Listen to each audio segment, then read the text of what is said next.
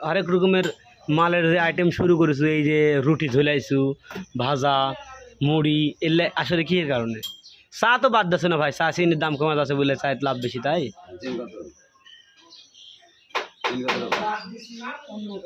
কি কারণে বাদ দিছো? কি কারণে সেটাই কি জন্য বাদ দিল? 60 টাকা 70 টাকা কেজি আটা, হুম, 300 টাকা মন খড়ি, চিনি কথা গো। হ্যাঁ এলাম দিয়া পত্তা 110 টাকা।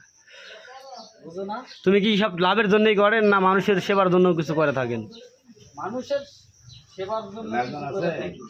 কিন্তু সেবা করতে করতে আমারই সেবা বেড়া যায়।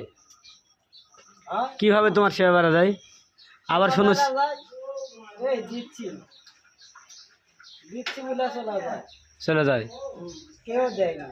কেউ দেয় না। না সবাই তোমার কাছে কি মনে করে খাবার আসে? আসলে তোমার কাছে অনেক মানুষ, তো তুমি সেলিব্রিটি, তাই আসে। ছেলের বেটি আমি, হ্যাঁ, আমি সারণ বেটি, কি বেটি? ছেলের বেটি সারণ বেটি আমি। আচ্ছা ঠিক আছে। মানুষের কাছে জনতার কাছে আমি ভালো, এই জন্য জনতার কাছে আমি ভালো। এই তো খিলাচ্ছি, মনে হচ্ছে মনোহারি জ্যৈষ্ঠ মধু খাচ্ছে। এই খাবারগুলো তো সবার কাছে মিলে না, তোমার না। কাছে ছাড়া। এই নওগাঁ জেলার মধ্যে নেই এই খাবার, জ্যৈষ্ঠ মধু খাচ্ছি।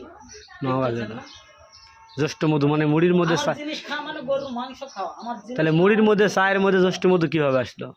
চা মুড়ি এগুলোর ভিতরে জ্যৈষ্ঠ মধু কিভাবে না আসলো? আমি অনেক রকমের চা দিই, ব্ল্যাক